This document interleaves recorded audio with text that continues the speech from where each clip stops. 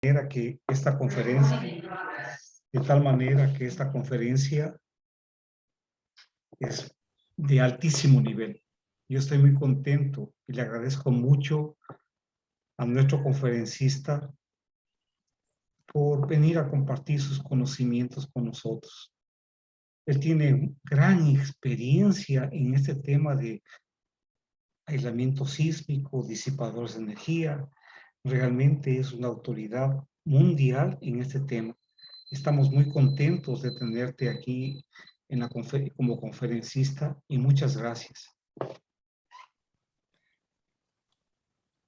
Bueno, gracias a ti, Roberto.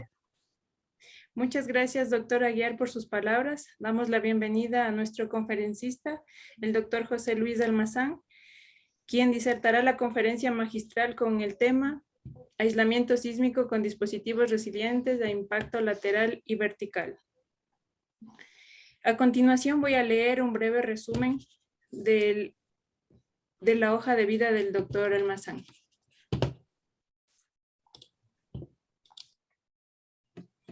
El doctor Almazán es ingeniero civil graduado de la Universidad Nacional de San Juan en Argentina, doctor en Ciencias de la Ingeniería en la Pontificia Universidad Católica de Chile, auxiliar docente por concurso en la Universidad Nacional de San Juan en las asignaturas de álgebra y cálculo, profesor ordinario de jefes de trabajos prácticos, tareas de ayudantía en la Pontificia Universidad Católica de Chile, en cursos como dinámica de estructuras, dinámica computacional, sistemas innovativos de reducción de vibraciones, análisis probabilístico de vibraciones y dinámica. Ha dictado cursos pertenecientes al Departamento de Ingeniería Estructural y Geotécnica de la Pontificia Universidad Católica de Chile. Además, ha participado en proyectos académicos, como por ejemplo el estudio analítico de las vibraciones eólicas en haces de conductores de alta tensión, estudio del comportamiento de un talud de arena saturada bajo cargas dinámicas, entre otros. Ha participado en varias publicaciones en nivel 1 y en publicaciones y en conferencias internacionales. Es importante recordar que las preguntas referentes al tema de exposición deben ser colocadas en la pestaña del chat a fin de que éstas pueden ser respondidas una vez culminada la intervención. Estimado doctor Almazán, otorgamos la palabra para su conferencia. Bueno, muchas gracias primero por la presentación de mi amigo Roberto. Para mí realmente es el honor estar en este ciclo de conferencias. Y bueno, me da un poco de risa recordar, digamos, en mi hoja de vida, mis primeros pasos como incluso ayudante de cátedra, digamos, en la Universidad Nacional de San Juan. Bueno, el título de la presentación es como lo que están viendo en esta primera plana, es sobre aislamiento sísmico con dispositivos resilientes a impacto lateral y vertical.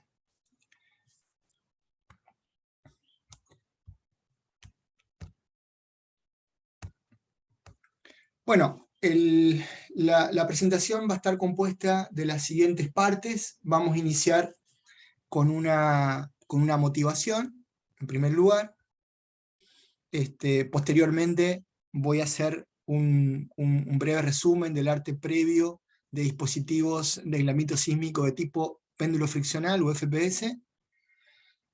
A continuación voy a presentar el concepto asociado a los dispositivos resilientes a impacto lateral y vertical, que hemos llamado IRFPS, que quiere decir Impact Resilient. Luego voy a pasar al estudio numérico, donde solamente se consideró el caso de impacto lateral, en base a un artículo que ya está publicado. Posteriormente voy a pasar a detallar el estudio experimental, que es muy reciente, de hecho todavía no está publicado, por lo tanto lo que voy a presentar en esta parte es completamente nueva.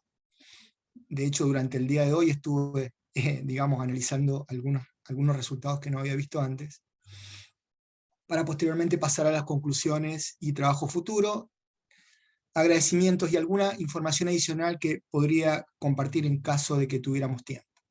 Quería preguntar cuánto tiempo tengo para la presentación, disculpen. Está previsto que sea hasta las 8 de la noche, doctor. Muchas gracias. Bien, partamos. ¿Cuál es la motivación de esta investigación, en realidad? En primer lugar, podríamos decir que se trata de extender el uso de aislamiento sísmico a estructuras con potencial de levantamiento en sus apoyos, tanto por la esbeltez de estas estructuras, como también por el efecto de la componente vertical del sismo. Muchos proyectos de aislamiento sísmico se abandonan, o sea, se prefiere no usar aislamiento sísmico debido a que pueden ocurrir algunos de estos eventos, es decir, una estructura muy alta o muy esbelta, o sea, la relación entre la altura y el lado menor mayor que, por ejemplo, 1, 1,5, o bien cuando la componente vertical del sismo es muy intensa, podría ser que el uso de aislamiento sísmico sea descartado. Una segunda motivación es evitar, en la medida que sea posible, no siempre lo es, pero creemos que en la mayoría de los casos sí lo es, evitar el uso de sistemas de restricción al levantamiento. Es decir, hay algunos dispositivos de aislamiento sísmico, como el denominado XIFPS, o algunos otros similares, que tienen sistemas para evitar el levantamiento. Vamos a ver por qué en muchos casos esto no sería necesario, incluso podría ser contraproducente. Una tercera motivación es acotar el riesgo de impacto lateral y vertical debido a la gran incertidumbre asociada a la intensidad de lo que se denomina el sismo máximo creíble. La relación de intensidades entre lo que se denomina el sismo máximo creíble y el sismo de diseño, dependiendo de la norma considerada, asociada por supuesto a las características de los terremotos que se pueden esperar, la relación oscila entre 1,2 y 1,7, hay mucha dispersión. Actualmente está en discusión la nueva versión de la norma de aislamiento sísmico NSH 2745 para Chile. Hasta la última versión del 2013 este coeficiente era 1,2, lo más probable, por no decir ya seguramente, este número va a aumentar a 1,4 o 1,5. Otra motivación es permitir que los aisladores tipo FPS permanezcan estables, aún bajo cargas y desplazamientos extremos. Efectivamente, una de las, digamos, de las contras que tendría el uso de este tipo de aislador sísmico es que frente a la eventualidad de impacto lateral y levantamiento y potencial impacto, incluso se pueden dar simultáneamente, es decir, que se produzca levantamiento o impacto vertical debido a que previamente ocurrió impacto en sentido lateral. Lo que puede ocurrir es que estos dispositivos de alguna manera se desarmen, sobre todo estos dispositivos de tipo triple péndulo que tienen muchos cuerpos conectados entre sí, que en realidad están simplemente apoyados unos sobre otros. Otra motivación muy importante es la posibilidad de hacer retrofit con aislamiento sísmico en estructuras donde el desplazamiento lateral está restringido, es decir, no podemos permitir desplazamientos que superen un cierto nivel debido a que existen estructuras aledañas, por ejemplo. Y finalmente, y no menos importante, es entregar una seguridad adicional a estructuras con aislamiento sísmico especiales, como por ejemplo las centrales nucleares, los puentes sobre suelo potencialmente licuable, ¿ya? Y acá probablemente ustedes en Ecuador conocen muy bien el caso del puente Bahía Caraqués, donde se produjo licuación en una de las pilas, y eso generó un nivel de desplazamiento lateral de los aisladores que estaban sobre esa pila que excedió la capacidad. Efectivamente, digamos, el problema no es atribuible al sistema de aislamiento, pero hay muchos casos donde esto puede suceder. Entonces, una manera de protegerse de este potencial daño es darle al dispositivo una capacidad para absorber impacto lateral. Como también en estructuras y equipos que deben permanecer esencialmente elásticos o sin daño para el sismo máximo creíble. Esa sería la motivación de este estudio. Bueno, estos son los aisladores tipo péndulo friccional que seguramente todos ustedes conocen. La figura 1 muestra el péndulo friccional simple, ¿ya? Con una superficie cóncava que puede estar hacia abajo o hacia arriba. Acá está el deslizador articulado. Voy a poner el puntero. Acá está el deslizador articulado. La superficie de deslizamiento generalmente es de acero inoxidable pulido, espejo, y este deslizador está recubierto con un material de bajo roce. En la figura 2 tenemos el péndulo doble, o de doble superficie curva, donde el deslizador interno tiene, en este caso, podríamos tener otros, donde la superficie de deslizamiento se logra a través de un inserto de un material polimérico, como podría ser teflón, por ejemplo. La figura 3 se ve el mismo dispositivo de la figura 2, pero con una articulación interna. ¿Ya? La ventaja de colocar una articulación interna principalmente es que permite que este péndulo doble pueda tener dos fases de comportamiento, si es que el coeficiente roce, por ejemplo, es distinto entre la superficie inferior y la superficie superior. Eso no es posible cuando no se coloca una rótula interna, como el caso de la figura 2. En ese caso, aunque el coeficiente roce sea distinto entre ambas superficies, el péndulo, una vez que desliza, tiene una sola fase, con un radio efectivo, ¿ya? Que depende del radio de cada una de las superficies de deslizamiento. Y acá tenemos el triple péndulo, que esencialmente son dos péndulos en serie. Hay un péndulo interno con un menor radio de curvatura y un menor coeficiente roce, que se activa para terremotos pequeños, o es el primero que se activa en el caso de un terremoto más grande.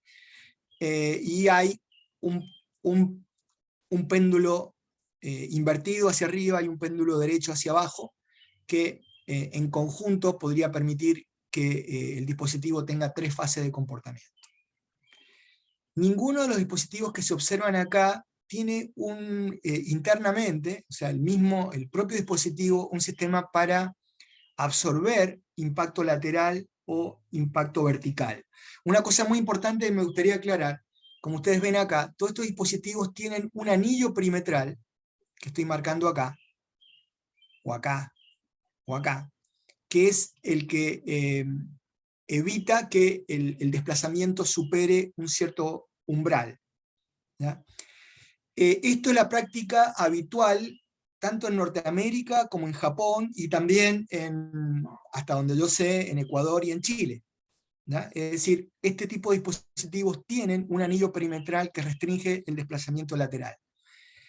No es la práctica, por ejemplo, que hay en Europa. En Europa incluso se permite que el deslizador pueda salir de la zona de deslizamiento completa, es decir, permite que el deslizador pueda salir parcialmente de la zona de deslizamiento, y en ese caso se supone que el desplazamiento máximo va a estar restringido por un sistema de impacto independiente, ¿ya? del aislador mismo.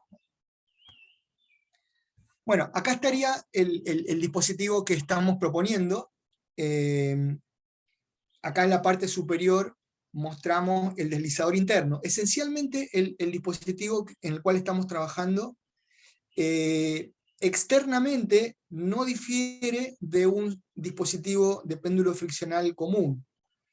La diferencia está esencialmente en el deslizador interno. Es decir, la superficie de deslizamiento superior e inferior son idénticas a las de los sistemas friccionales conocidos. La innovación está en el deslizador interno. Fíjense que este deslizador interno está compuesto por dos bloques, dos cuerpos. Un cuerpo superior, y un cuerpo inferior. Ambos cuerpos se conectan entre sí a través de una superficie plana de alto rozamiento, es decir, acá hay una superficie plana de contacto metal-metal, entre dos metales que vamos a ver después, y esta es la superficie que se activa cuando se produce el impacto lateral. Además, para absorber el levantamiento, el potencial impacto en sentido vertical, la placa de deslizamiento superior e inferior, podría ser una de las dos también, no necesariamente las dos, tienen un disco de goma interno que puede tener un orificio central, ¿no?, que hace que cuando se comprima el dispositivo la goma fluya hacia el centro, o puede ser al revés, puede ser un anillo, un disco de goma cuyo diámetro sea inferior al receso que queda dentro del deslizador, de la placa deslizante. ¿Ya? Como ven ustedes acá tenemos el deslizador superior, ¿ya?, la placa polimérica, los soportes de goma. Podría tener un elastómero interno para evitar, en el caso de que se produzca el impacto lateral, para evitar el contacto metal-metal cuando se produzca el deslizamiento interno. Acá vemos en esta parte cómo se ve el aislador sin carga, es decir, cuando está sometido solamente al peso propio de la placa superior. Entonces ustedes ven acá que el elemento de goma interna permanece con su forma inicial, pero una vez que se carga el aislador, a medida que se va construyendo el edificio y empieza a recibir carga, este disco de goma interno, ¿ya?, que tiene forma anular, se empieza a comprimir y empieza a llenar el vacío interno. Eso hace que el aislador pueda descender una cantidad que uno elige, es decir, el descenso que va a sufrir va a depender del volumen de vacíos que tenga este disco interno de goma, y una vez que llega a un cierto nivel de carga, ya el aislador queda con una rigidez similar a la que tiene cualquier aislador de péndulo friccional, debido a que la goma, ¿ya?, una vez que está completamente confinada y ha cubierto todos los espacios vacíos, se comporta como un material casi incompresible. Ese sería el concepto fundamental que hay en este dispositivo. Vamos a ver ahora la fase de comportamiento del dispositivo. Acá vemos qué ocurre cuando se produce levantamiento e impacto y potencial impacto en sentido vertical. Acá estamos frente al caso en el cual no se ha producido impacto en sentido lateral, y debido a efectos del momento de vuelco, combinado o no con aceleración vertical, se puede producir entonces levantamiento de la parte superior del aislador.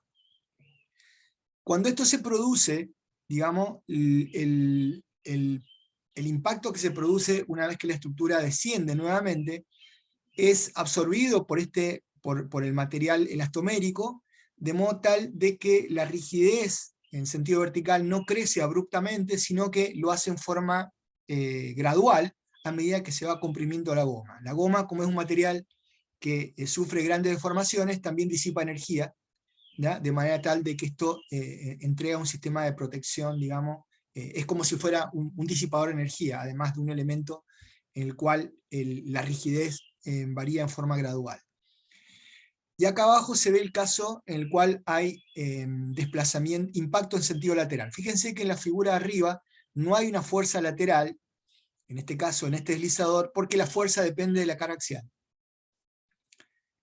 Si la carga axial es nula, debido a que hay levantamiento, la fuerza es nula, la que recibe este aislador.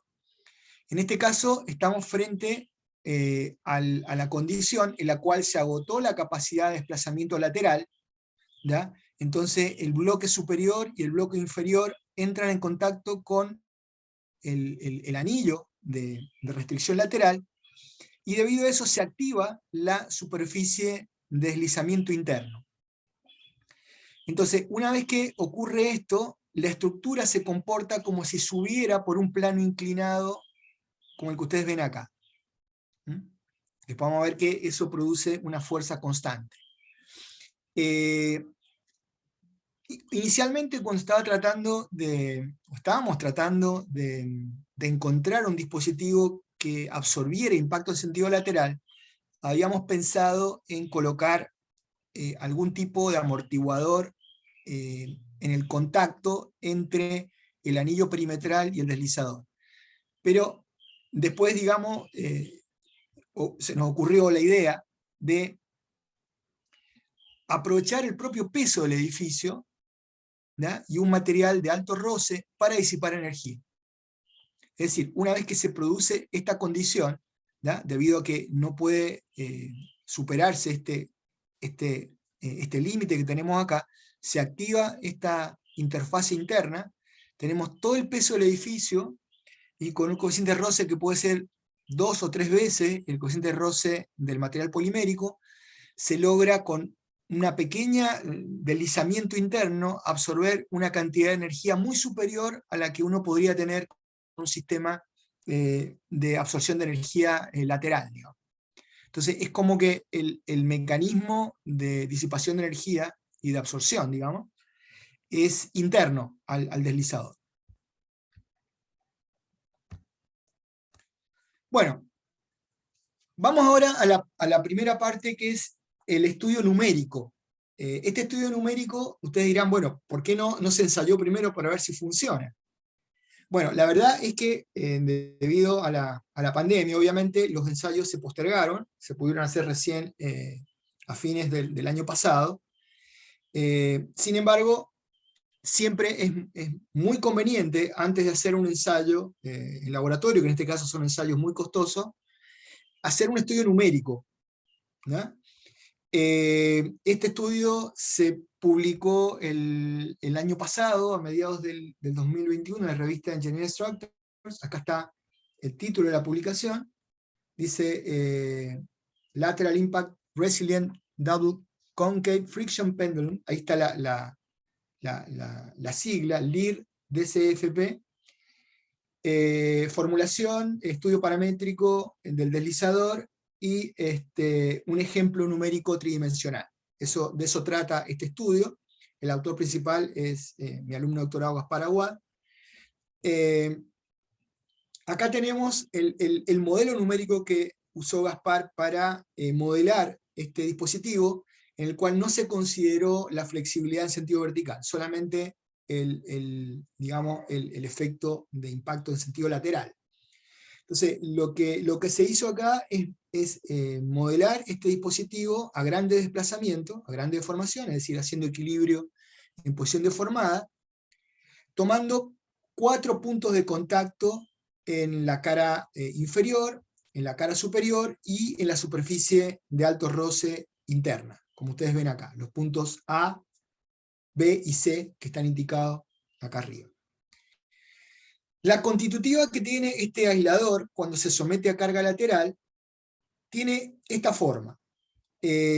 Cuando el desplazamiento lateral es 0, se empieza a mover una vez que se moviliza el coeficiente de roce en las interfaces de aislamiento superior e inferior. Supongamos que ese coeficiente es del 5%, el péndulo se mueve como cualquier péndulo friccional, con una cierta rigidez que depende del radio de curvatura, de los radios de curvatura, y cuando alcanza el límite máximo de desplazamiento lateral en la superficie tanto superior como inferior, inmediatamente se activa la interfase de aislamiento interna, como ven ustedes acá en esta figura.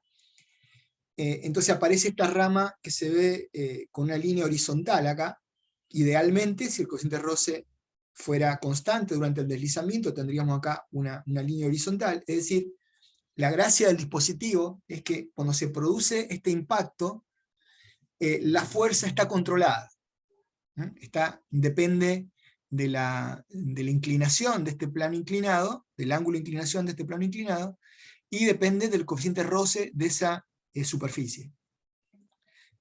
Eso es una diferencia muy importante en relación a cuando uno adopta digamos, un elemento de restricción lateral rígido, donde uno controla el desplazamiento, pero no controla la fuerza. Es decir, cuando se produce impacto, las fuerzas pueden crecer en forma indefinida, digamos, dependiendo de la rigidez del contacto y de la capacidad o no para entrar en rango inelástico. Bueno, una vez que la estructura vuelve hacia el centro, queda con un deslizamiento en la superficie interna y puede volver entonces a tener un comportamiento similar a cualquier péndulo de fricción. Entonces, la diferencia fundamental es que cuando se activa la superficie de deslizamiento interno, aparece esta gran cantidad de energía que está encerrada en este rectángulo que estoy marcando acá, que permite disipar buena parte de la energía del impacto. Bueno, les voy a mostrar ahora una simulación numérica que hizo Gaspar. Tengo que sacar la pluma. Bueno. Ahí ven ustedes, a la izquierda ven el corte del aislador y a la derecha ven la relación fuerza-desplazamiento. Disculpen que está pasando el camión de bomberos.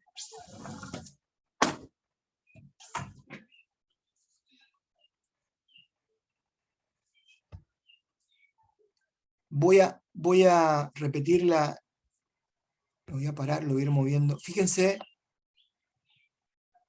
la pelotita roja, cómo se mueve, todavía no hay deslizamiento. Acá empieza a deslizar hacia la derecha.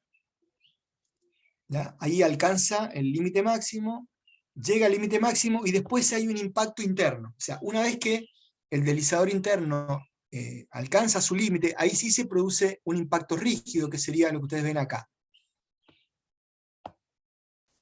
Y en la otra dirección, cuando impacta en el otro sentido, acá no hay impacto. Ahora viene, impacta, pero no se agota la capacidad de formación interna, con lo cual no hay impacto rígido cuando va en la otra dirección. ¿Ya? Uno va a tratar de diseñar este dispositivo para que nunca ocurra el impacto interno, es decir, para que siempre el deslizamiento que se produce en este plano interno, digamos, no llegue a la capacidad. ¿Sí? Ahí tenemos el comportamiento. ¿Ya? Bueno.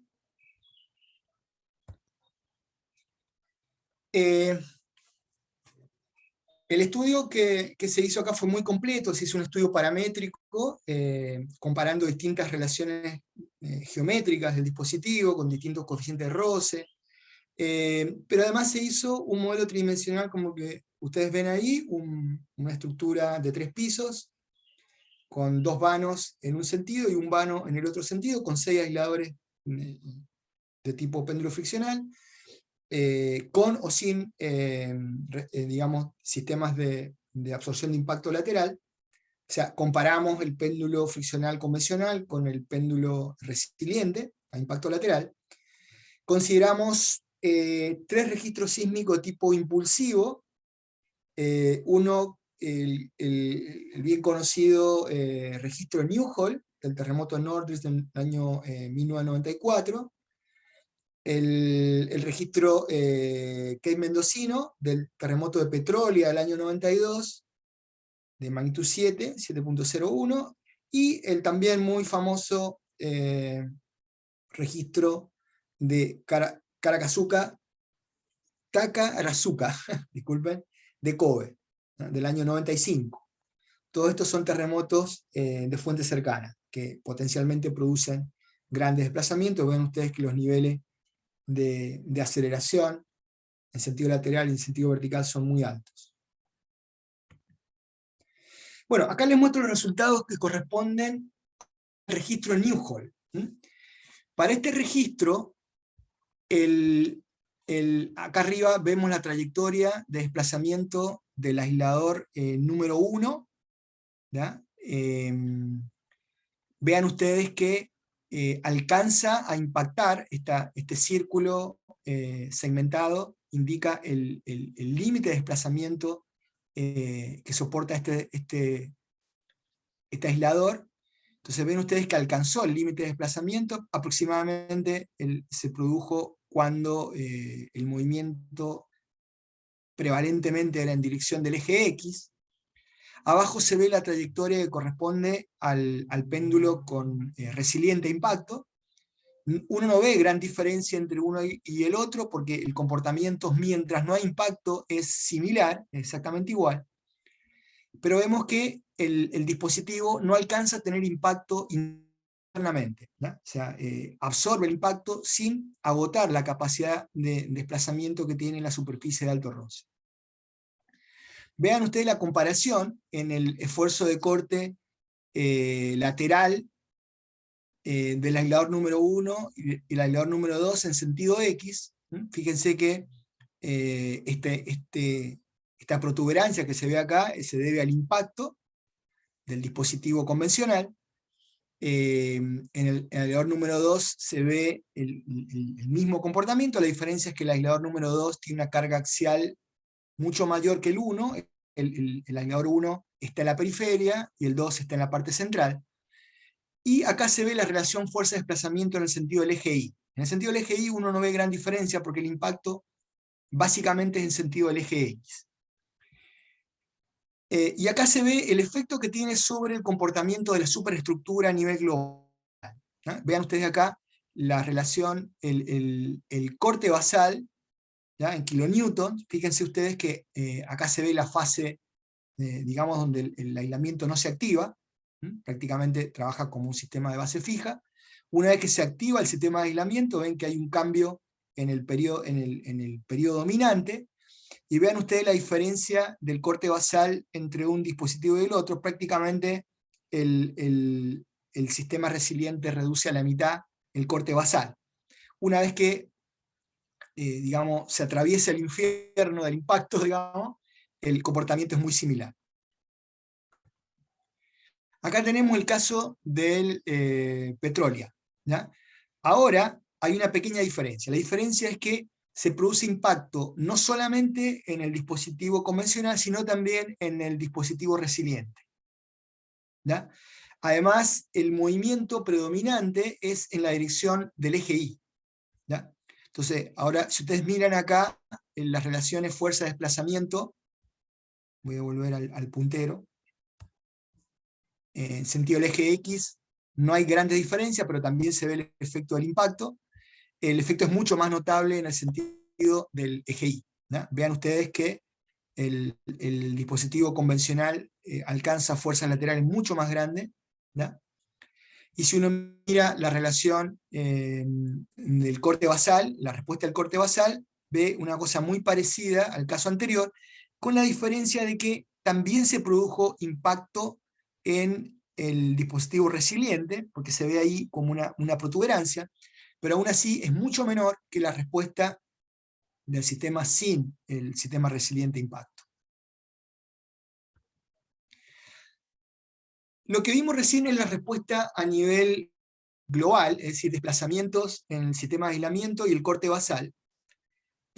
Vamos a mirar ahora la respuesta a nivel de la superestructura, mirando la aceleración en la losa basal y la aceleración en el techo de este modelo de 3 pisos. Acá a la izquierda tenemos la respuesta al registro Newhall, donde solo impacta el dispositivo convencional, ¿ya? Entonces acá se ve nuevamente la fase inicial de comportamiento, donde no se activa el sistema de aislamiento.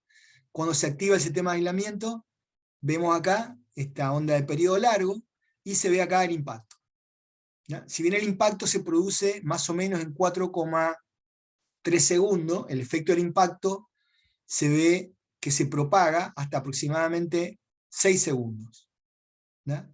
Hay una reducción a menos de la mitad de la aceleración. Fíjense que en el techo se alcanza una aceleración que llega a 1 G, en el caso del sistema convencional, mientras que en el caso del sistema resiliente la aceleración llega aproximadamente a un 35% de G, es decir, una reducción de más de un 65%.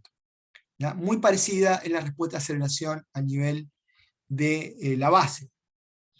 Y de este lado tenemos el caso donde el terremoto de Petrolia, donde vemos que hay impacto tanto en el dispositivo convencional como en el resiliente. Aún así se ven también una reducción muy grande. Fíjense que en el techo y en la base, en el caso del aislador convencional, se alcanza una aceleración de 2G, mientras que en el dispositivo resiliente la aceleración llega aproximadamente máxima a un 50-60% de G. ¿Ya? O sea, una reducción, se reduce a un tercio aproximadamente. Bueno, digamos, hasta ahora lo que hicimos es mostrar el comportamiento numérico, es decir, lo que uno podría esperar en relación a los beneficios de usar un sistema que absorba impacto en sentido lateral. El estudio experimental debió partir aproximadamente a fines del 2020, debido a la pandemia se retrasó, y para ganar tiempo lo que hicimos fue un primer estudio de este dispositivo solo en sentido vertical. Entonces hicimos una primera parte en marzo del 2021, donde sometimos este aislador a carga vertical. Entonces, lo que ustedes ven acá, en esta gráfica, es la carga vertical en función del tiempo. Entonces, se aplica primero la carga vertical, ustedes vean que va subiendo, subiendo, hasta llegar más o menos a 38 toneladas. Después se hacen 2 ciclos, ¿ya?, para llegar máximo 50 toneladas. Posteriormente se hacen otros 2 ciclos para llegar a un poco más de 60 toneladas, entre 10 y 60 más o menos, 2 ciclos más. Y después se hace el ciclo máximo, donde prácticamente se duplica la carga inicial, llegando a más de 70 toneladas, y se la lleva prácticamente a cero. 2 ciclos donde digamos que lo que se hace es permitir que la goma se recupere casi completamente. Después se mantiene en constante y finalmente descargamos. Fíjense que este ensayo es más o menos de 100 minutos, casi 2 horas, ¿no? La idea era que se hiciera lentamente para considerar también los efectos del creep en la goma. Acá abajo vemos el desplazamiento vertical medido, o sea, la deformación vertical del aislador, ¿no? Fíjense que para los ciclos de baja amplitud, las deformaciones son pequeñas, también para el segundo ciclo, a pesar de que la amplitud es relativamente grande, pero lo que pasa, fíjense lo que pasa cuando la carga axial disminuye. Cuando disminuye, el desplazamiento vertical disminuye mucho más fuertemente que en sentido de la compresión, ¿ya? Y eso se ve reflejado en la curva carga vertical versus deformación vertical, ¿ya? Entonces acá se ve esta típica forma de J, ¿ya? En línea color azul se ve el ciclo de máxima variación de la carga axial, es decir, esta parte del ensayo. Fíjense que hay una importante capacidad de disipación de energía, ¿ya? Y en color rojo se ve el ciclo 2, este ciclo que se ve acá, que es un ciclo, digamos, que uno podría esperar para el terremoto de diseño, por ejemplo, y que tendría una rigidez efectiva de aproximadamente 22,4 toneladas por milímetro, es decir, unas 224 toneladas por centímetro, es decir, una gran rigidez que se debe a que para este nivel de cargas, la goma está completamente confinada. Para el ciclo 3, en cambio, se produce el desconfinamiento de la goma, se vuelve a recuperar el volumen vacío interior, llegando a cargas prácticamente cero, ¿ya? Entonces, ¿qué es lo que permite esto? Bueno, ustedes verán que si este edificio o este aislador tuviera una demanda de levantamiento del orden de 14, 15 milímetros, en rigor este aislador no se levantaría, simplemente se descomprime, ¿ya?, permitiendo que el aislador se permanezca con su superficie en contacto. La capacidad de disipación de energía para el segundo ciclo, ¿ya?, es de aproximadamente un 5%. No se nota mucho porque es de gran rigidez, digamos. Acá la goma está prácticamente incompresible. Pero ese amortiguamiento del 4 al 5% es mucho mayor que el que tiene un dispositivo de péndulo friccional convencional, donde el amortiguamiento en sentido vertical es, diría yo, la 10ª parte de esto. Bueno, finalmente en octubre logramos hacer el montaje del ensayo lateral. Vean ustedes el setup. Acá tenemos una gran viga, esta viga azul que está acá está el aislador. Acá tenemos el actuador que aplica la carga en sentido lateral.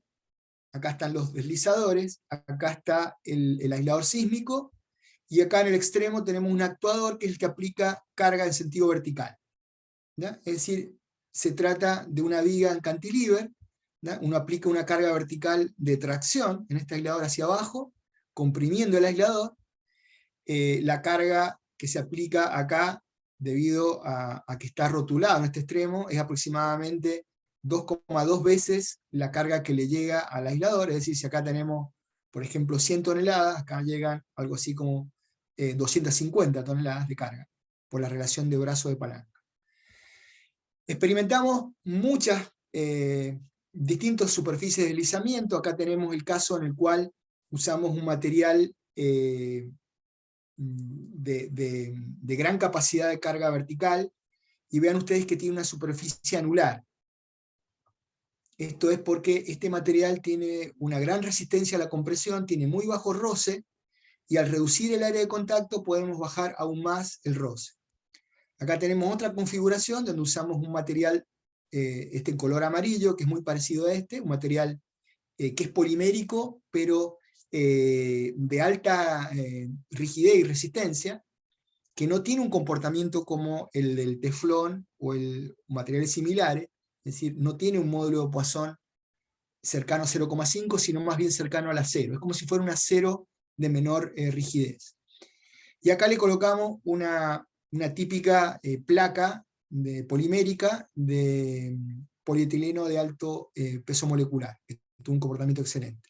Acá vemos el montaje del aislador. Acá está mi alumno Diego Quizanga, que debe estar escuchándome, colocando el deslizador dentro del dispositivo.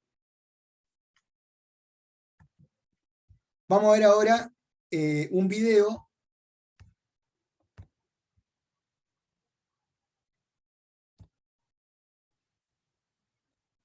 voy a poner un poquito de sonido. Ven ustedes cómo estamos aplicando desplazamiento lateral bajo carga axial constante.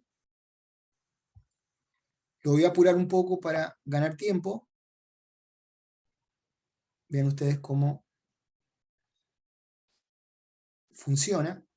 En este ensayo no tiene, es sin impacto lateral, es solamente, vean ustedes el actuador en el extremo, con cara controlada. Ahí está diciendo Daniel que llegó al cuarto pic. Ahí por ahí pasó Diego. Faltaría el último ciclo. Vamos a apurar otro poquito. Ahí vean ustedes cómo llegó al máximo desplazamiento en un sentido, máximo en el otro. Ahí me acerqué con la cámara. Vean cómo el sistema se acomoda.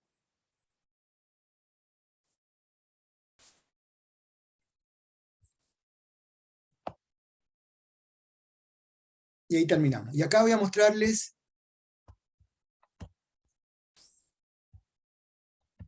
un zoom. Voy a apurarlo un poquito también. Fíjense cómo se mueve. No tiene el disco de restricción lateral. Fíjense que no se activa la superficie interna. Acá se ve la separación entre los dos cuerpos, ¿ya? No se activa porque el cociente de roce interno es mucho mayor que el cociente de roce externo. Vamos a apurarlo un poquito. Fíjense cómo llega al extremo, al otro extremo.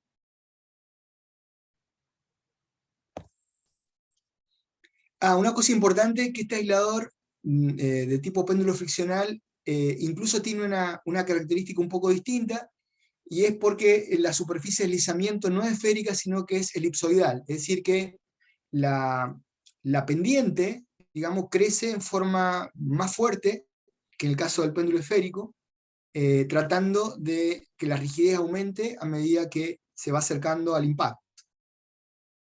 Es decir, incluso nos colocamos en una condición de trabajo más desfavorable, o digamos, más difícil de materializar que en el caso del péndulo esférico, ¿ya? Porque es más difícil producir compatibilidad entre la forma del deslizador y la forma de la superficie de deslizamiento. Bueno, acá tenemos el resultado de estos ensayos. Vean ustedes acá los desplazamientos medidos en la parte superior y la parte inferior del deslizador. No son exactamente iguales debido a que la parte superior del aislador, es decir, la placa superior, tiene un pequeño giro debido a que la viga que aprieta el aislador se levanta, ¿ya? Debido al movimiento lateral del dispositivo. El dispositivo sube, eso hace subir la viga, ¿ya? Y acá abajo se ve la velocidad de formación de cada uno de los deslizadores, es decir, la velocidad relativa del deslizador respecto a la superficie inferior y respecto a la superficie superior. Se mueven prácticamente a la misma velocidad, ¿ya? 5 milímetros por segundo en promedio. Este es un ensayo que se hace a una velocidad de 10 milímetros por segundo. Acá ven la relación desplazamiento versus fuerza normalizada respecto al radio inicial de esta superficie elipsoidal, y acá la fuerza está normalizada respecto a la carga estática nominal, ¿ya? Acá está en azul la experimental, y en rojo la respuesta analítica aproximada, la envolvente, donde se ve que funciona muy bien. Fíjense que el dispositivo tiende a rigidizarse a medida que va aumentando el desplazamiento. Esto es porque la superficie de deslizamiento, digamos, es elíptica y no esférica. Este ensayo corresponde a una carga axial de 100 kilonewtons, un desplazamiento máximo de 180 milímetros, y el coeficiente roce, en este caso, de este material especial con el cual trabajamos, es de 7,5%. Fíjense que los lazos internos de menor desplazamiento prácticamente tenemos rigidez uniforme, constante, ¿ya? Como corresponde al péndulo convencional. Acá tenemos el caso del ensayo con impacto en sentido lateral, ¿ya? Acá vemos la carga axial en el tiempo y acá vemos la carga lateral en el tiempo.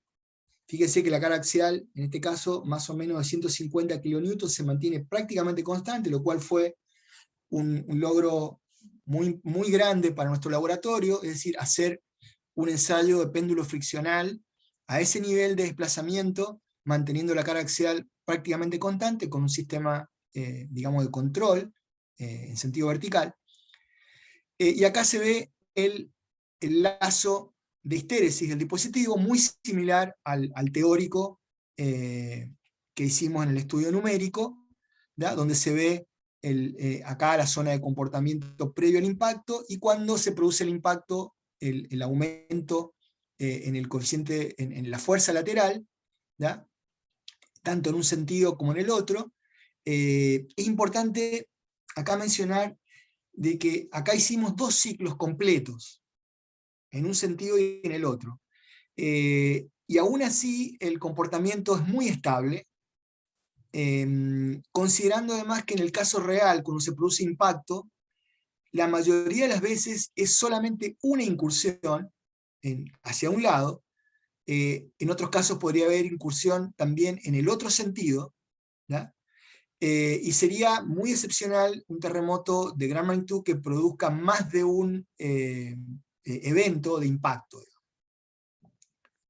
Los resultados que obtuvimos acá fueron tremendamente satisfactorios, prácticamente idénticos a lo que esperábamos. Bueno, ahora viene el video que muestra el ensayo.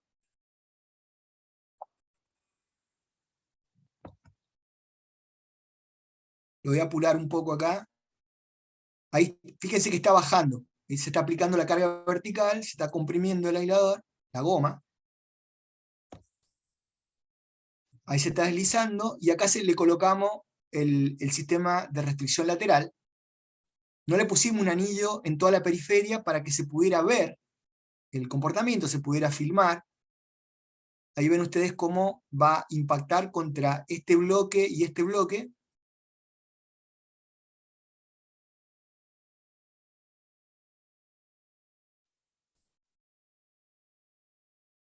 ¿Ven? Ahí se activó la superficie de deslizamiento interna. Ahora va en el otro sentido. Vean ustedes cómo baja la placa superior. Acá se está imponiendo desplazamiento lateral inferior. Lo apuro un poquito. Fíjense lo que pasa en el otro sentido.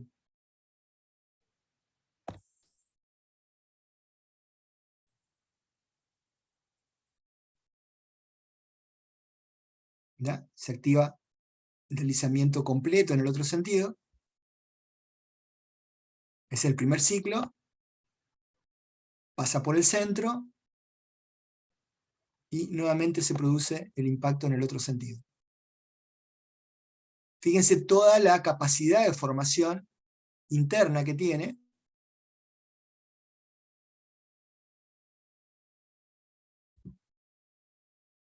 Ahora vamos en el otro sentido. Nuevamente lo mismo.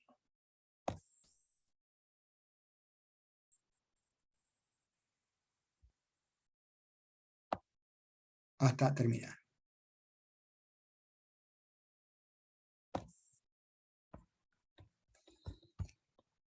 Bueno, esto que parece muy simple llevó bastante tiempo, funcionó muy bien. Vean ustedes cómo queda con un desplazamiento residual. Y ahora les quiero mostrar el resultado del ensayo top que hicimos. Digamos. Este es un ensayo que probablemente no se ha hecho nunca. Yo no he visto en otra investigación este ensayo. Consiste en aplicar una carga axial variable. Entonces, acá está la carga axial que se aplicó al aislador. Partimos con 120 kilonewtons. Cuando el aislador se mueve hacia la derecha, con desplazamiento positivo, la carga axial va disminuyendo casi hasta llegar a 0. Después, cuando retorna, vuelve a 120, y cuando se mueve en sentido negativo, llegamos a 240 para terminar nuevamente en 120. ¿Ya? Vean ustedes acá en azul la carga lateral. ¿Ya? Como la fuerza lateral es proporcional a la carga vertical, cuando la carga lateral prácticamente 0, la fuerza lateral prácticamente 0. ¿Ya? Y acá, cuando se alcanza la máxima carga axial, se alcanza la máxima carga lateral. ¿Ya? Y acá está este bien interesante ciclo de histéresis, donde observamos acá, voy a poner el puntero, acá parte el ensayo, se mueve hacia la derecha, la carga axial, como va disminuyendo, hace que la fuerza disminuya. Acá tenemos una fase prácticamente fuerza constante, debido a que tenemos por una parte la componente pendular y la componente friccional. La suma es prácticamente constante, y después empieza a descender. Desciende, y llega a este punto donde la carga prácticamente es 0. Es prácticamente 0. Llegando casi a 175 milímetros. Después retorna, y cuando va hacia el otro lado, la carga axial empieza a aumentar, llegando por el otro lado a la carga máxima de 60 kilonewtons. Acá se descarga y vuelve al ciclo inicial. Lo interesante de este ciclo es que demostró que el dispositivo es capaz de descomprimirse casi completamente, es decir, recuperó la altura total del aislador, es decir, la goma, digamos, recuperó su altura inicial, es decir, aproximadamente, en este caso, del orden de 15 milímetros de deformación, y el aislador permaneció perfectamente estable, es decir, en ningún momento se despegaron las superficies de contacto. Y acá está el video.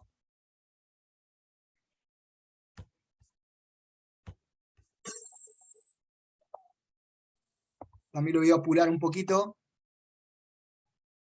Ahí está, se está comprimiendo, fíjense cómo baja.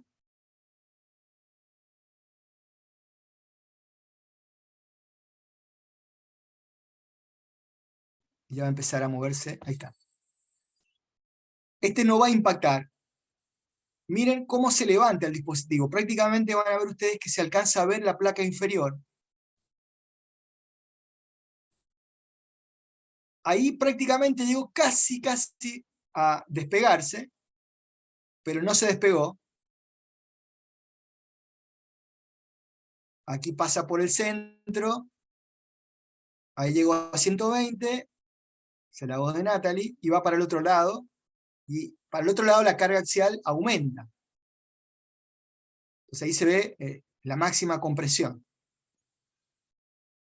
Y después nuevamente vuelve a hacer. Ahí están los aplausos porque ese ensayo era el más delicado, porque de alguna manera había cierto riesgo, porque si voy a retomar hacia atrás. Si cuando estoy acá, si se despega el deslizador, o sea, si deja de haber contacto entre la superficie de deslizamiento, este deslizador puede tratar de volver hacia el centro, porque está sobre una superficie inclinada. ¿Ya? Pero como siempre la carga axial fue mayor que cero, aunque sea muy pequeñita, el deslizador el dispositivo permaneció estable. Bueno, vamos a las conclusiones, ya queda poquito. Primero, se ha desarrollado un dispositivo de aislación sísmica tipo FPS que es capaz de aminorar los efectos del impacto lateral y también de aminorar e incluso de evitar el efecto de levantamiento de impacto en sentido vertical. Es decir, cuando hay levantamiento, este levantamiento es inferior a la capacidad de deformación interna del dispositivo, entonces no hay impacto. Y de hecho no hay en sí levantamiento del dispositivo como un todo. Simplemente hay una descompresión. Los resultados numéricos indican que el dispositivo es capaz de reducir entre un 50 y un 65% la respuesta de la superestructura, asumiendo comportamiento lineal de la superestructura. Los resultados experimentales han permitido validar todas las hipótesis planteadas en el diseño de este dispositivo. Cuarto, se han podido desarrollar experimentalmente distintas configuraciones geométricas y de materiales del deslizador, permitiendo una gran variedad de soluciones, como les mostraba anteriormente, desde superficie de contacto anular hasta superficie de contacto completamente continuas, ¿ya? Distintos materiales, probamos con teflón, con UHMW y con estos materiales nuevos que estamos investigando. Aún se requiere una mayor experimentación en relación a la superficie de alto roce interna, que es metal-metal. Nosotros probamos una interfase de deslizamiento entre una lámina de cobre, un disco de cobre, y acero, ¿ya? Con un nivel de pulimiento mínimo, y también probamos cobre contra una placa de latón, perfectamente pulido. Los dos funcionaron muy bien, con distintos coeficientes de roce. Actualmente están en desarrollo estudios que consideran el comportamiento no lineal de la superestructura con resultados muy promisorios. Cuando la estructura, digamos, incursiona en rango inelástico, lo que hace el sistema resiliente esencialmente es reducir la demanda de ductilidad. Es decir, cuando se produce impacto, ¿ya? Y la estructura evidentemente tiene una resistencia limitada, incursiona en rango inelástico, entonces el sistema resiliente no evita, digamos, que incursione en rango inelástico, pero la demanda de ductilidad es mucho menor porque hay una gran cantidad de absorción de energía en el dispositivo mismo. Finalmente quiero agradecer a ANID, digamos, la Agencia Nacional de Investigación, de Desarrollo de Investigación de Chile, que financió a Gaspar como estudiante de doctorado y a través de un proyecto de 3 años, un proyecto Fondesi de 3 años, estamos más o menos a la mitad. A los alumnos de doctorado Gaspar Aguad, Diego Quizanga y Nicolás Tapia, a todo el personal del laboratorio, del departamento, a Natalie, a Willy, a Daniel,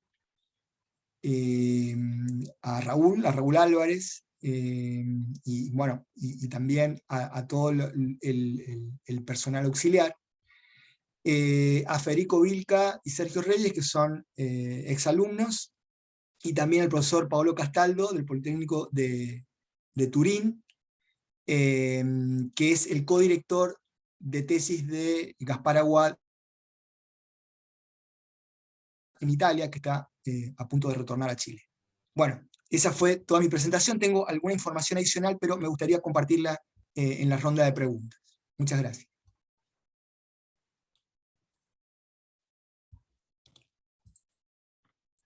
Muchas gracias, estimado doctor José Almazán, por su excelente intervención, y a continuación tendremos la ronda de preguntas por parte del auditorio. Natalie Gómez expresa a todos su satisfacción por la excelente presentación. El doctor Miguel Tornelo indica: José Luis, felicitaciones por el desarrollo realizado. Es un aporte importante para la especialidad. ¿Podrías reiterar, por favor, el orden de los coeficientes de fricción exterior e interior utilizados? ¿Ellos fueron verificados experimentalmente? Bueno, sí, Miguel, muchas gracias por la pregunta. Un gran saludo desde acá. Sí, bueno, había tanto que decir que este ensayo con 100 kilonewtons de 150 kilonewtons de carga axial, acá el coeficiente de roce, si uno mira en esta parte, tenemos un coeficiente de roce del orden del 7,5%, más o menos en ese orden de magnitud. Lo mismo acá con 100 kilonewtons de carga axial. ¿Ya? Y en este caso, el material es un polímero de alta resistencia y de alta rigidez que con el cual estamos innovando. No conocemos ninguna otra estudio donde se haya aplicado este material. Es un material que se usa principalmente para hacer poleas, guías, o sea, es un material mecanizable, es decir, es un polímero que se puede mecanizar, se usa para hacer piñones, esencialmente. Tiene una altísima resistencia a carga axial del orden de 1.200 a 1.400 kilogramos por centímetro cuadrado, lo cual permitiría reducir mucho el área de contacto. Además tiene una característica bien interesante, y es que el módulo Poisson es más bien cercano al del acero, por lo tanto, una vez que uno lo descarga, retorna prácticamente a su forma inicial. No se forma el típico gorrito que vemos en el teflón o en el UHMW. Hicimos ensayos también con teflón. A ver, quiero volver un poquito atrás. Este material gris que tenemos acá, el que les acabo de decir, es un material polimérico especial. Tiene un nombre comercial que no recuerdo en este momento, creo que es Hertalite. Este material amarillo es muy similar al material gris que está acá, y esto que está acá es un UHMW reforzado con nanopartículas. Tiene un cociente roce que está entre el 5 y el 8%, aproximadamente según la presión. Hicimos un ensayo similar a este, pero con teflón, el teflón con 15% de fibra de vidrio, y llegamos a un cociente de roce del 5%. Es decir, el roce que obtuvimos es el que se conoce prácticamente en toda la literatura. Tengo mucha más información. Por ejemplo, esta forma de apoyar el deslizador con la forma anular tiene la ventaja de que se adaptó muy bien a la superficie que es elíptica y no esférica. Y de hecho, ninguna de las placas que se usaron estaban mecanizadas con radiocurvatura, eran planas.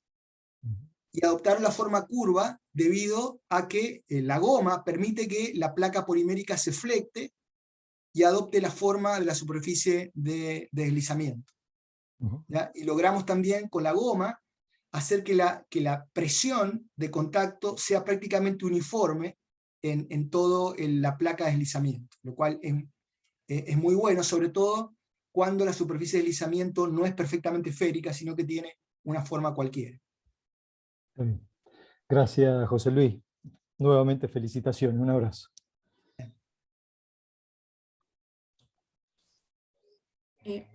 La siguiente pregunta de Natalie Gómez indica, mi pregunta, los desplazamientos residuales de los aisladores, ¿afectaría de alguna manera a la estructura? Bueno, los desplazamientos residuales que tiene esta versión del péndulo de fricción son similares a los que tiene el triple péndulo, el péndulo simple, el péndulo doble. O sea, mientras no hay impacto en sentido lateral, no se produce deslizamiento interno del dispositivo, los deformaciones residuales son las que, digamos, se han reportado en la literatura. Para terremotos reales, esos desplazamientos residuales no son grandes, pero son inevitables. Son inevitables, porque si hay fricción, quedan desplazamientos residuales. Para limitar estos desplazamientos residuales, se fijan valores mínimos de rigidez lateral, es decir, el radio de curvatura de los aisladores no puede ser demasiado grande, ¿ya? Digamos, periodos más allá de 5 segundos, 6 segundos de aislamiento, digamos, generarían desplazamientos residuales mayores, pero no representan un problema. Lo mismo ocurre con los aisladores de goma con núcleo de plomo. O sea, si hay disipación de energía a través de la afluencia del núcleo de plomo, van a quedar deformaciones residuales, pero son muy similares a lo que se obtendría en estos dispositivos. Obviamente que cuando se activa la superficie de deslizamiento interno y se produce impacto en un solo sentido, queda una deformación residual interna. Pero los estudios que vimos con Gaspar Aguad, vimos que los desplazamientos residuales globales del sistema, es decir, lo que queda entre la placa superior y la placa inferior, son similares a los que tiene un péndulo de fricción normal. Es decir, no hay un desplazamiento residual mayor esperable con este dispositivo. Muchas gracias, doctor. La siguiente pregunta indica, felicitaciones por la propuesta de aislador. ¿Cuál cree que es el futuro para el aislamiento sísmico? No tengo idea cuál es el futuro. El presente indica de que cada vez se está extendiendo más el uso del aislamiento sísmico. Yo he visto que en los últimos años se está usando cada vez más el sistema de péndulo de fricción, que antiguamente se usaba más en puentes, principalmente porque los puentes suelen tener demandas de desplazamientos muy grandes, donde el aislamiento en base a goma se hace más difícil. Sin embargo, también se está investigando, cada vez aparecen, digamos, elastómeros de mejor calidad, que se pueden hacer, digamos, más chatos, más pequeños, y aguantar mayores desplazamientos. He visto sistemas de aislamiento que absorben, digamos, impacto o movimiento vertical, es decir, sistemas de aislamiento tridimensionales. Nosotros estamos trabajando en uno de ellos, no lo presenté acá porque no me alcanzaba el tiempo, pero es un sistema en base a rocking, que aísla tanto el sentido lateral como el sentido vertical, muy similar al sistema GER, del cual hay una implementación en Mendoza, que hizo Miguel. También he visto una combinación del sistema GER como flexible en sentido vertical, es decir, son resortes metálicos con disipadores viscosos, y arriba se coloca un péndulo de fricción convencional, un péndulo triple, un péndulo doble. Es decir, ya hay, digamos, nuevas implementaciones. Lo que yo creo que el tema está en que esto se puede hacer para estructuras más esbeltas. Las estructuras, cuando son muy esbeltas, el levantamiento prácticamente hace imposible el uso de aislamiento. Sin embargo, los resultados que tenemos nosotros indican que al usar este tipo de sistemas que permiten una precompresión de la goma, que es lo que estamos mostrando ahora, prácticamente la mayoría de las aplicaciones no se va a producir levantamiento. Por otra parte, lo que encontramos es que este dispositivo aparte de absorber impacto en ambos sentidos, no es muy caro, es decir, es simplemente el deslizador interno, separarlo en dos partes, se usan los materiales que todos conocemos, y de tal manera que lo que estamos tratando de hacer, lo que decía un poco en la motivación, es tratar de ampliar el rango de aplicación del aislamiento sísmico y llevarlo también al caso de estructuras especiales, por ejemplo, las centrales nucleares o los puentes, digamos, que pueden tener problemas de licuación en las pilas, tendrían una especie de airbag, digamos. Lo que estamos proponiendo, de alguna manera, es una especie de airbag. Es decir, ese sería el símil con los automóviles, digamos. O sea, cualquier sistema de aislamiento de tipo friccional puede tener un deslizador con esta característica, aumentando la capacidad de formación y aumentando la capacidad de disipación de energía en caso de impacto. Así que yo creo que el futuro, digamos, lo estamos construyendo todo. Muchas gracias, doctor. Si me permite una pregunta más. Jorge González pregunta, ¿cuál es la influencia del impacto lateral sobre las estructuras? Bueno, acá me voy a mostrar, este sería el efecto, digamos. Acá se ve el esfuerzo de corte basal con y sin el dispositivo de resiliente impacto lateral. Es decir, prácticamente se produce se duplica el nivel de corte basal. Acá se ve a nivel de las aceleraciones en la superestructura, lo cual es muy similar a los niveles de drift. Es decir, cuando se produce impacto lateral, se activan los modos superiores del sistema de aislamiento. Básicamente el segundo modo aislado, que es de alta frecuencia, se activa, aumentando fuertemente las aceleraciones y las derivas de piso, y lo que ocurre esencialmente es que la estructura puede colapsar. Es decir, una de las, digamos, de las contras que tiene el sistema de aislamiento, me gustaría que esto nos detuviéramos un poco a pensarlo, es que el aislamiento de alguna manera pasa del cielo al infierno. Es decir, mientras no se produzca el impacto lateral, estamos en el cielo, es decir, los niveles de corte basal son bajos, las aceleraciones son bajas, pero si el incremento, si hay un incremento no muy grande en la demanda sísmica y la estructura impacta lateralmente, de repente se activan los modos superiores, de repente la estructura empieza a sufrir mucho más. Entonces, de alguna manera lo que estamos proponiendo acá es una especie de ¿cómo podríamos decirlo? Como intermedio. Estamos colocando un sistema que permite administrar la energía antes del impacto y después del impacto. ¿Ya? Como decía anteriormente, ya prácticamente, bueno, acabamos de enviar en realidad el artículo considerando la no linealidad de la estructura, un artículo que estamos haciendo en conjunto con el profesor Pablo Castaldo de la Universidad Politécnico de Turín, un estudio de confiabilidad. Y bueno, claramente el beneficio de usar este sistema es mayor a medida que queremos que la estructura se conserve más elástica. ¿Ya? Si la estructura incursiona en rango inelástico, buena parte de la disipación de energía se produce antes del impacto. O sea, antes del impacto, una vez que se supera el desplazamiento de diseño, donde la estructura se supone que está elástica, hasta llegar al desplazamiento máximo creíble, se asume que la estructura incursiona en rango inelástico en mayor o menor medida. Eso hace que, si la estructura incursiona en rango inelástico, la velocidad de impacto disminuya respecto al caso de una estructura elástica.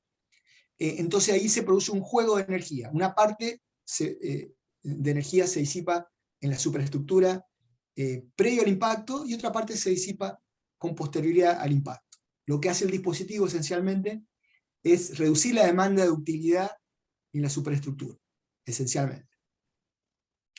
Otra aplicación muy interesante es en el caso de los puentes. Los puentes convencionales tienen unos topes laterales de no más de 10-15 centímetros, unas llaves de corte. Entonces, si uno coloca, en lugar de colocar aisladores elastoméricos o apoyos de neopreno elastoméricos convencionales, coloca este dispositivo, previo a que choque contra la llave de corte, se produce el deslizamiento interno, reduciendo la fuerza de impacto contra las llaves de cobre.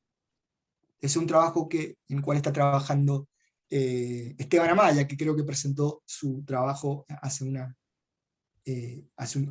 poco tiempo. Y si me permiten, les quería mostrar un par de cosas más.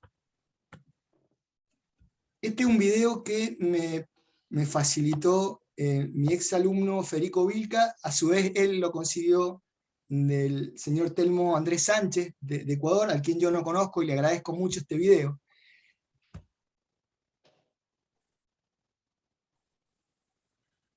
Ese es un triple péndulo.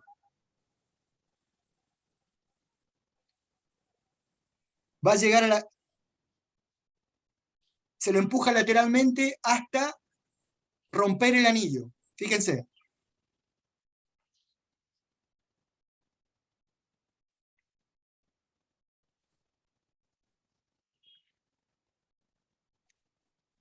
Ahí se activa el péndulo interno del triple. Sigue aumentando la fuerza.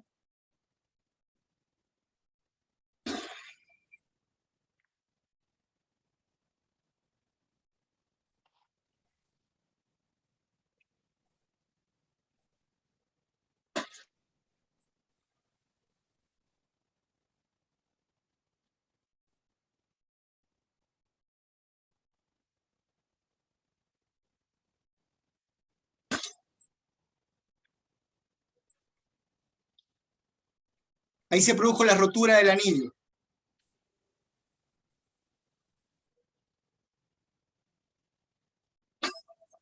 Bueno, eso ya colapso total. ¿Ya? O sea, la idea es tratar de que antes que pase esto tengamos absorción de energía interna, digamos. El triple péndulo, el péndulo interno en realidad, que es el que se desliza en la fase final, el coeficiente de roce en esa superficie es incluso menor que el de la superficie externa. Digamos que el dispositivo que nosotros proponemos es como al revés. Tiene como un dispositivo interno con un coeficiente de roce más alto y plano, digamos.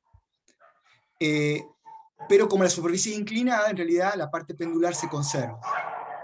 Y lo último que quería mostrarle es este estudio que hicimos con Federico Vilca, en la tesis de magíster. Analizó un edificio, o sea, en realidad es una comparación entre el aislador de péndulo friccional convencional y el XIFPS, que es el dispositivo de tipo cilíndrico que tiene un sistema de restricción al levantamiento. Entonces, se hizo un estudio paramétrico y se hizo un caso para un edificio muy esbelto, de 10 pisos, ¿ya? Que, como ven ustedes acá, digamos, tiene mucha tendencia al levantamiento. En esta figura se ve el levantamiento máximo que se produjo para los 8 aisladores. ¿Ya? Tiene 4 planos resistentes en un sentido, 2 planos resistentes en el otro sentido, y se analizaron 4 terremotos impulsivos muy conocidos: Kobe, Newhall, Lucerne y Silmas. El sistema de aislamiento tiene 5 segundos de periodo, es decir, si uno quiere evitar levantamiento en estructuras aisladas, tiene que colocar un sistema de aislamiento lo más flexible posible. Coeficiente de roce del orden del 6%, y vean ustedes la demanda de levantamiento que se generan en el péndulo de fricción. ¿Ya? Varían entre 5 milímetros y 18 milímetros. Y esto es una estructura tremendamente esbelta, pero bastante realista, porque hay un proyecto en Japón, no sé en qué ciudad, donde hay una geometría muy parecida a esta. ¿Ya? A pesar de la gran esbeltez, y a pesar de que estamos hablando de terremotos que son fuertemente impulsivos, que tienen gran demanda de desplazamiento, el levantamiento, en el caso extremo, que el terremoto de Lucerne, en el aislador número 5, que es un aislador que está en una esquina, llega a 18 milímetros. O sea, perfectamente, con el dispositivo que estamos proponiendo, podemos absorber 18 milímetros de levantamiento. 9 milímetros o 10 milímetros en la placa superior, 10 milímetros en la placa inferior, y con eso evitamos que haya en sí levantamiento, y el dispositivo siempre va a estar en pleno contacto. Y lo último es lo que se muestra acá. Acá se muestra las cargas axiales para el terremoto de Kobe y el terremoto de Newhall, en los 8 aisladores, lo que está en color rojo es el péndulo de fricción normal, es decir, que no toma tracción. Y lo que está en azul es el XIFPS, que es un sistema que sí toma tracción. Ustedes pueden ver que incluso para el terremoto de Kobe hay mayor demanda de tracción, incluso mayor demanda de compresión. Fíjense que las tracciones, ¿ya?, lo que se ve, lo que es mayor que 0, digamos, llega a ser hasta 2 veces la carga axial estática. Es decir, si uno quiere evitar el levantamiento, necesita fuerzas muy, muy grandes. Y probablemente es casi imposible lograr evitar el levantamiento. O sea, el costo de evitar el levantamiento es mucho mayor que permitirlo con FPS convencional o con la solución que nosotros estamos proponiendo.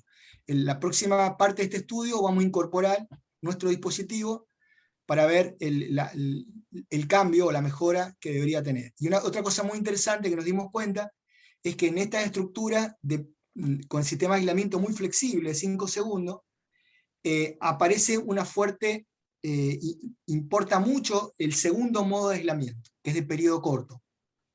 Entonces por eso nos llamó la atención que el terremoto de Kobe, que es bastante menos intenso que el de Newhall, produjo demandas de levantamiento y demandas de carga axial en tracción y compresión, incluso mayores que el de Newhall. Eso porque el terremoto de Kobe tiene más energía en periodo corto que el terremoto de Newhall, ¿ya? Es otra cosa muy interesante que hay que tener en cuenta.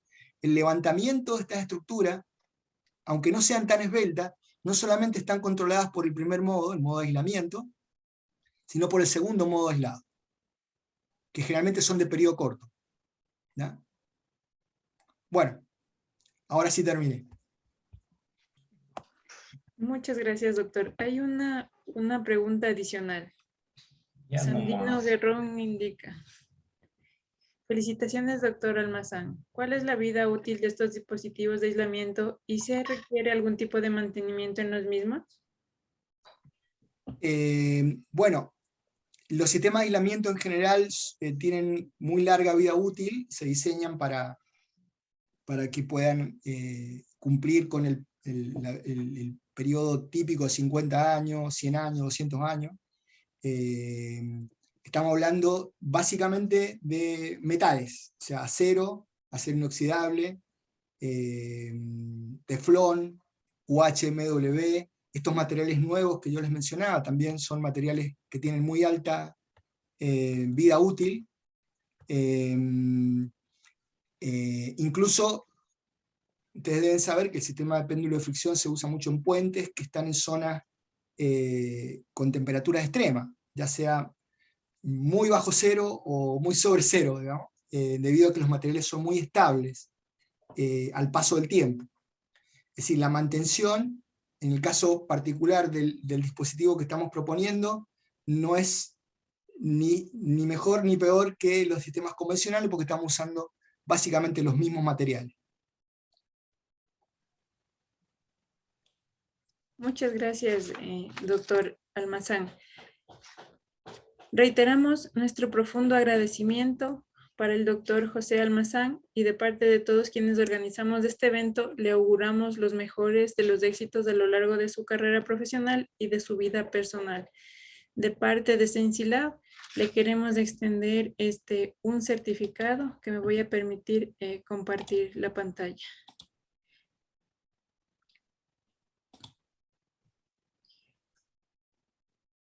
El certificado de reconocimiento se otorga al doctor José Luis Almazán en agradecimiento a la difusión del conocimiento y su valiosa participación como expositor en el ciclo de conferencias El conocimiento no se detiene, doctor Roberto Aguiar Falconi, con el tema Aislamiento sísmico con dispositivos resilientes a impacto lateral y vertical. Firma el doctor Roberto Aguiar, organizador.